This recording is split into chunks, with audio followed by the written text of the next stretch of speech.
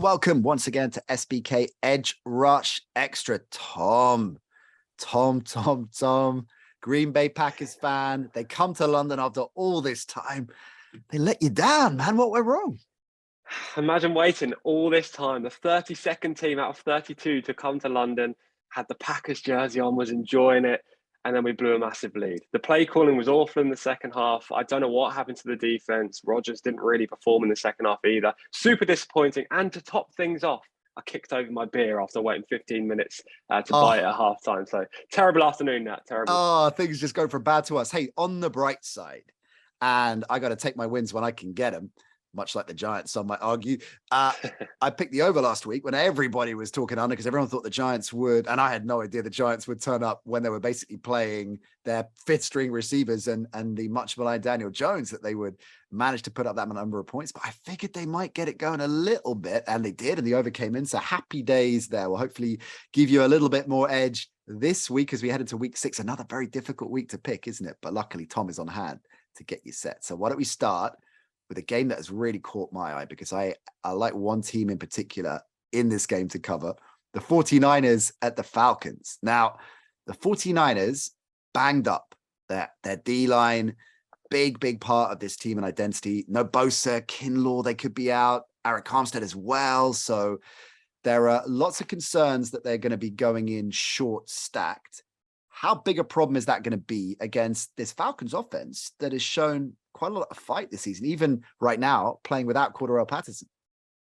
I can feel what your selection is going to be, and I'm going to be with you, I think. But just to touch on that 49ers defense, I mean, this is the whole point of the game, the whole angle when you're looking at the spread. The 49ers are 6-point favorites at the moment on the spread. But I think if Nick Bosa doesn't play in this game, this defense isn't going to be the same defense we've seen so far this year. Now, they're conceding the fewest points per game so far, the fewest yards per game, and they haven't conceded more than 15 points to any opponent through the first 5 games. Nick Bosa has 6 sacks as well. And if Bosa can't go, this defense is not going to perform to the same level.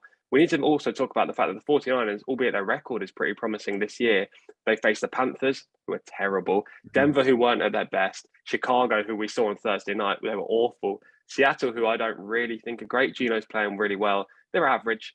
They did beat the Rams, so there is a tick there. But at the same time, I think 49ers have to prove it. And if this defense doesn't go, aren't able to play, this Falcons team could cover. Oh, okay. So I lulled you into a bit of a false sense of security. It was a kind of leading opening gambit there, because I am leaning 49ers despite the injuries. I think Jimmy Garoppolo steadied the ship in the way that he is maybe the prototype, the blueprint of that middle of the pack quarterback that just keeps things safe. I just think this Falcons team will face a lot of pressure from all kinds of angles now, with the way that this 49ers offense is just more balanced. And it's not a knock on Trey Lance. He's raw and he's new, and they're just much more composed offensively with Jimmy G under the helm. And I think they're going to be too strong. But it's a really, really key point that you make. Bosa is a seminal player. And in this particular matchup, I would keep a very close eye on the injury report before you do take a closer look at it. But I'm leaning 49ers to cover. Cool. Yeah, I think the 49ers do have a good chance, especially if Tevin Coleman turns up again. I mean, he did last week. He was their leading player, especially catching passes out of the backfield. Jeff Wilson was really good at running the ball. I am leaning the way of the Falcons. I think their rushing attack will prove good in this game. Now, I don't necessarily think they'll beat the 49ers, but I think the 6-point spread is a bit too big. I think it will be decided by 3 or 4 points. Tyler Algier, Marcus Mariota, they put up 141 rushing yards against the Tampa Bay Bucks last week. That defense is decent. This defense is decent. But if they can produce the same amount of rushing production, I think the Falcons cover. That's a really good point, actually, that how prolific they were on the ground against the Bucks D. Sneaky backdoor cover could be in order there. Approach with caution is what we're saying about that one. Cannot wait for what is going to be, we hope, the game of the season so far. 2 AFC powerhouses, the 2 best teams in football, arguably, going head to head in what can be another dress rehearsal for the AFC Championship, another chapter in the brilliant Josh Allen versus Patrick Mahomes saga. Bills, Chiefs at Arrowhead. Mahomes is an underdog at home. What is wrong? What is it? The world has turned on its head, Tom. Yeah, it's crazy. The Bills are 2.5 point favourites in this game. The over-under line, which I'm sure many people will look to play, is set at 54. This could be a shootout. It could surprise and be a defensive battle, but I highly doubt it with these 2 high-powered offenses. arguably the two best quarterbacks in the league right now. Now, obviously, you've got Aaron Rodgers, Tom Brady, and the like, but these are the two, Josh Allen and Patrick Mahomes, that everyone wants to get on the bandwagon of, and they've been phenomenal so far this year. I hope this is going to be a real great game. It should be. I'm just really surprised it's not the primetime game, I have to say. Yeah, me too. It is interesting. It's going to have eyeballs all around the world on it, though. Irrespective of that, it's going to make its own primetime slot, quite frankly. Let's talk about how the Chiefs will try and stop Josh Allen, because, of course, that has been very much the Bills' MO in recent years against this Chiefs. And the Chiefs' D re-upped, stronger perhaps than it has been in previous iterations and previous matchups between these two. But the design run is something they've lent on very heavily. I mean, they do full stop, but particularly gash the Chiefs' D historically. Can they hold up? Can this new and improved Chiefs D hold up and at least contain that element of the Bills offense, do you think? I think that's a huge discussion point. I mean, if they can't do it, the Bills will win this game. I actually fancy the Bills to win, largely due to the fact that they're so powerful at running the ball and through the air. Last week, they proved their depth through the air with Khalil Shakir coming up with a couple of big plays when Isaiah McKenzie and Jameson Crowder are out. The running game is always going to be there, I think. You've got Devin Singletary, who's not the best running back in the league, but he's very, very good. Sneaky underrated, I think, Singletary. I mean, he went on that run last year, no pun intended, towards the tail end of the season into the playoffs, where he really started to emerge as, okay, this is the Singletary we expected. Regressed a bit, but I think he's capable of big games. I certainly think he's better than advertised. I could see him having a big game. Yeah, I can too. I think he's clutch as well. He always performs in these games where he needs to perform. As I say, you've got James Cook as well out the backfield, who's a good backup and future star, I imagine. Josh Allen is a lot quicker than many people give him credit for as well. Once he takes off, he really takes off. So I think the Bills are going to put up a lot of points in here. And with these really incredible teams, they generally suffer a minor setback throughout the season. It's super difficult to go unbeaten through the year. I think only 4 teams have done it, right? And the Patriots were the last in 2007. So every team, if they're at their best, tend to suffer a setback. The Bills did it against the Dolphins. They bounced back with a come-from-behind victory against the Ravens. Last week, albeit against a terrible Steelers team, they then just whitewashed them from the outset. I think they're going to go throughout the rest of the season unbeaten. I think they're going to beat the Chiefs there. That is a big call, but I like it. I also like the fact that at this stage of the season, you see a lot of teams typically that are in fifth gear already, or certainly front runners that everybody's talking up for Super Bowl bids, and then they fade. I mean, the Cardinals have been good examples of that with Kingsbury and Kyler in recent years, where week 6, week 7, this is MVP for Kyler, and Kingsbury's got it right, and then they crash and burn. But with these two teams, I think there is every chance they are going to be in the AFC Championship. There's every chance we could be looking at the Super Bowl champion in this game. Cannot wait for it. One other thing for you in terms, you talked about the depth and the range that we've seen from the Bills offense in terms of spraying it around. That's the missing fifth gear for the Chiefs right now, isn't it? That of Kelsey's kicked off, but you've got Juju, you've got Sky Moore, McCall Hardman, who's been there for a number of years. The post Tyreek Hill collective hasn't yet completely found its stride. If it does, and there's every reason to believe it does the way Mahomes is playing, then we're talking about an altogether different proposition.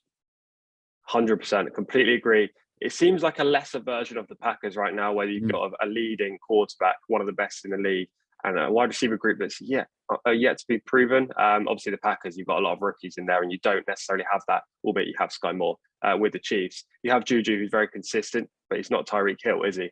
I think McCall Hardman needs to become Tyreek Hill for the Kansas City Chiefs to win the Super Bowl this year. But it's really hard to say a statement like that when Patrick Mahomes is at the helm. Who knows what this guy can do? He can win it all. We can't underestimate him. Yeah, liking the Bills in that. Interesting. Okay. Cowboys-Eagles, our final game. Now, let me get into a few things straight off the bat here, Tom. Over on SBK Edge Rush, Kwaku Afari from Sky Sports TalkSport dropped by. We just dropped in a little voice note he left us. He left the show. Said he's a big Cowboys fan, saying that if Cooper Rush wins this game, he wants Cooper Rush to be his starter, the Cowboys starter going forwards. Listeners to that show, and I feel this, will know how ridiculous I think that is. This absurd narrative that is flying around. And shout out to Kwaku, who knows his ball, and I love him, but ridiculous narrative that in some world, some universe, we're going to see the Cowboys remove Dak Prescott from the starting gig and give it to Cooper Rush.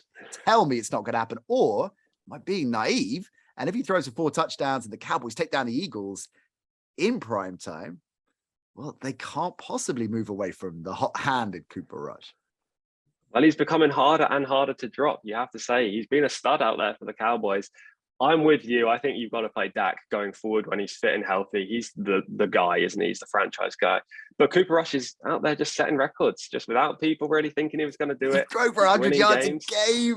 He's winning games. Look, I respect to Cooper Rush. And when he first came in, I remember Shane Vereen on our show said, former Super Bowl winner Shane Vereen said, this is not the end of the road in the overreaction world we live in. Tom, everybody said that was the Cowboy season done. And Cooper's been at the organization. He's held firm, but it's the defense that's getting this done and driving this team. Let's look at that matchup, because this is a real stern test for the Dallas front, because it's one of the best offensive lines in the business. The flip side of that, and the former Steeler, Christian Scotland Williamson, we were catching up with him earlier this week. He said he thinks the more interesting battle is the other way around, and looking at how this Eagles front can really put pressure on Rush and really penetrate that Cowboys offensive line.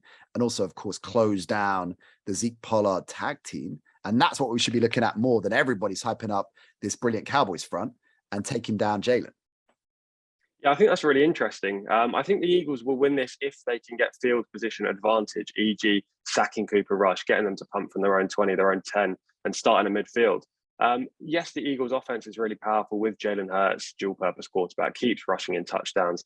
Oh, I traded him out of my fantasy team and I'm regretting it. My franchise team as well. What were you thinking, Tom? I know, stupid decision. Did you do that moments after you kicked your beer over at Tottenham Hotspur? That would have been a terrible Sunday, even worse than it was. That'd be the trifecta. Indeed. Yeah, no, I think if the Eagles front seven can pressure Cooper Rush and stop the run game, then they're probably going to go unbeaten again and go 6-0. But I'm going to be with the Cowboys. I like the dogs here. I like the underdogs. I love that defensive unit. Micah Parsons, just what a player. What a player. He's better than Nick Bosa, in my opinion. I think he's phenomenal. He's a complete game changer. And if he can put pressure on Jalen Hurts, contain as well to get rid of that run game, Miles Sanders isn't doing it. Kenneth Gainwell's not doing it. Now, I know they've performed in 1 or 2 games this year, but that rushing attack without Jalen Hurts isn't much. And I think that'll put a lot of pressure on the pass game. Trayvon Diggs is lurking now. Yeah. And I imagine the Dallas Cowboys can perform and beat them here. It's a great point. If they can't establish the run game, the play action, which they lean upon so much, is negated, if not completely removed. Such a pivotal part of this Eagles offense. Establishing it. This is something that Shane Vereen talks about a lot on our show. Establishing the run doesn't mean that you go off with your running game. You're just making it compelling enough that the defense has to think about it. And when you get into that lane, that's when the play actions magic can happen. And if it's really stifled, then the Eagles will have to really rethink their typical game plan. And I think that is a really fascinating point. So are you liking the Cowboys straight up here? Yeah, I'm taking the Cowboys on the spread and money line. Wow, that is a big call, and I love it. You're going in big, going all in week 6. Brilliant stuff, Tom. Best of luck with that, and I'm really looking forward to it. Talking about how these play out next week, particularly that Bills-Chiefs game. Cannot wait for it, and really, really keen to see if your pick is right and the Bills roll on week 6 and roll through the season unbeaten, you say? Oh, now I am loving to see that play. All right. Don't forget, all new SBK customers, bet £10 and you get £30 in free bets. So you bet 10. If you're new to SBK, you get £30 in free bets. T's and C's apply, of course. Tom, best of luck. Hold that beard tightly this Sunday when you're watching the games. We'll see you next week. Thank you. Enjoy Sunday, Nat. Thanks, man.